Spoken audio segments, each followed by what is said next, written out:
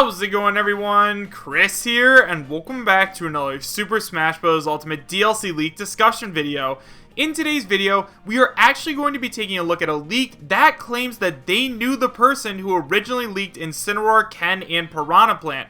If you guys don't know what I'm talking about, a couple of months before the final Super Smash Bros. Ultimate Direct, there was actually somebody who leaked the final 3 characters being Incineroar, Ken, and Piranha Plant. So if you guys haven't already watched that video, I will leave a link to it in the description. Now, like I said, the leak that we are going to be taking a look at today apparently comes from somebody who worked with that guy and who leaked the rest of the DLC characters. However, guys, as always, and I cannot stress this enough, just because this guy is claiming that he's on the development team, that does not mean that any of these characters are going to make it in, so make sure you guys take it with a grain of salt and realize that I'm talking about this just for fun. If you'd like to read along while I talk, you find a link to the original post in the description right down below, and now, with all of that out of the way, I have to tell you guys where this leak came from. So guys, the leak that we are going to be taking a look at today was sent in to me by somebody on my Discord server, so if you guys haven't already joined up, I highly recommend you do so. As of now, we have over 2,800 members always talking about Super Smash Bros. Ultimate, and if you guys ever want to talk to me directly, send me a leak, or anything like that, the best place to do so is on my Discord. You can find a link to it in both the description as well as the pinned comment, and it is 100% free to join, so I hope to see you there. Now, the leak that we are going to be taking a look at today comes from 4chan, and it is a text post leak, so if you guys want to leave, go ahead and do so now, otherwise we are going to jump right into the newest leak. So guys, like I said, this leak comes from 4chan, and it is titled Smash DLC, and it is posted by Anonymous. It starts by saying, okay, so I have a lot of information I am going to share with you guys in terms of Super Smash Bros. Ultimate DLC. Now, I know most people who post fake leaks usually say that they have someone on the inside, or they get all of their information from their uncles or other blank like that, but I actually work on the inside and I am done. For the past year I have been working here, I have been underpaid and underappreciated, and I am sick of it. I am a current development tester, which basically means, for all of you who don't know, I play the game early and report bugs. Joker is already playable, and we have character models for the other characters. If you guys remember, a couple of months back, one of our other employees leaked Incineroar, Ken, and Piranha Plant, all of which were unpredictable. He left the company because they forced him to do too much, at least he thought so. Anyways, if any of my bosses are reading this, I hope you rot in blank. I am glad I am getting out, and I am so happy I get to leak your secrets. Also, if you do not believe me, ask me anything about the inside and I will be more than happy to answer you. I am also planning on getting pictures on my way out, so expect them by tomorrow probably. After Joker, there are 4 more characters. Erdrick from Dragon Quest, Steve plus Alex, a free DLC Echo, Rayman, and Heihachi. Well, that's it. Let me know if you have questions. I will probably have pictures soon. So now that we've gone over the entire post, let's talk about it a little bit. So first of all, guys, let's go ahead and talk about the leaker himself. So apparently, guys, this guy is on the development team for Super Smash Bros. Ultimate, and apparently he worked with the same guy who leaked Incineroar, Ken, and Piranha Plant a while ago. Now, we do know for a fact that the guy who leaked those characters a while ago was 100% credible. This guy, on the other hand, we do not. He says that he knew this guy, and he says that he's on the development team, and the only way that he's going to be able to prove this is if tomorrow he actually does end up getting those pictures or videos. Now, the other thing that I want to talk about is what he means when he says that he doesn't like this company and they don't treat him right. Now, this is one of the same things that the guy in the other post said. He said that Nintendo was treating them really badly and stuff like that, so I wonder if Nintendo was just not a very fun place to work. At this point, I've always had a childhood dream of being a worker for Nintendo, but now I'm starting to think that I don't want to work with them. Anyways, guys, although we don't have any way to prove this guy's credibility, let's just go ahead and talk about the content. So the very first thing that caught my eye and kind of raised a red flag is that this guy claims there are going to be 4 more characters, and then he actually lists 5, including the Echo Fighter. Now, I don't know if this was just a typo or if he's just counting the main characters, but that does seem a little bit strange. Maybe he just made a typo, so we'll just overlook it for right now.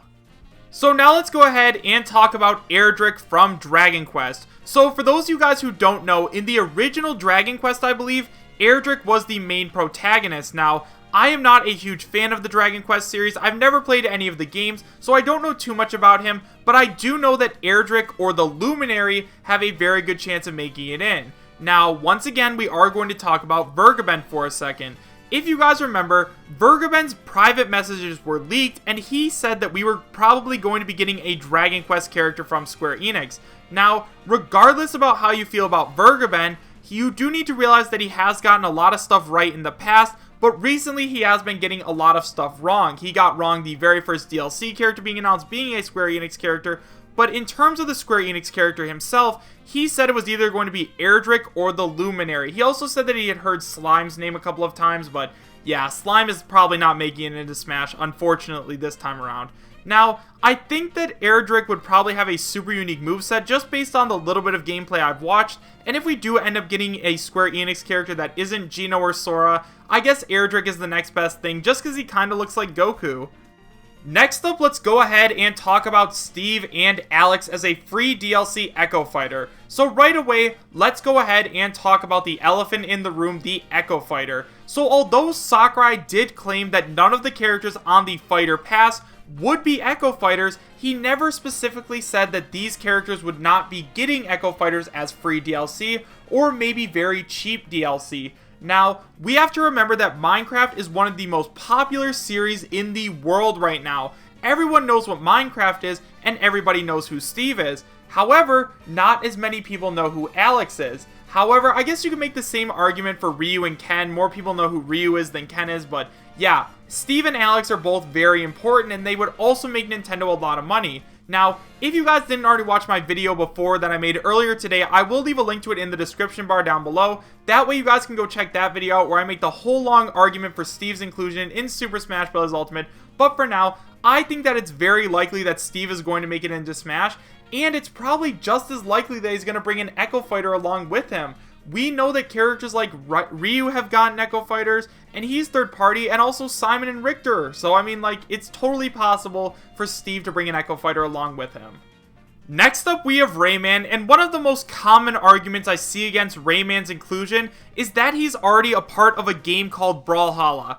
Guys, just because Rayman is in another game, that does not mean that he can't come into Super Smash Bros. Ultimate. Especially since Brawlhalla is a free game on the Nintendo Switch eShop, and it's owned by his company, Ubisoft. Now, why would Rayman make it into the game? Well, that's obvious. Ubisoft has been doing so much for Nintendo over the past couple of years. They've made games like Starlink, Battle for Atlas, Mario and Rabbids Kingdom Battle. Like, they've made so many games and have made Nintendo a lot of money. So don't you think that Nintendo would want to keep this business relationship going by maybe tossing a bone over to the Ubisoft people? I don't think they're going to put in a character like Rabbids because they'd be a little bit too crazy, but I definitely think that Rayman has a chance. However, the only thing that's against Rayman's inclusion is that he is currently a spirit, and like you guys know, I believe that spirits do in fact deconfirm fighters. So as of now, we have no official confirmation, but if spirits do not deconfirm fighters,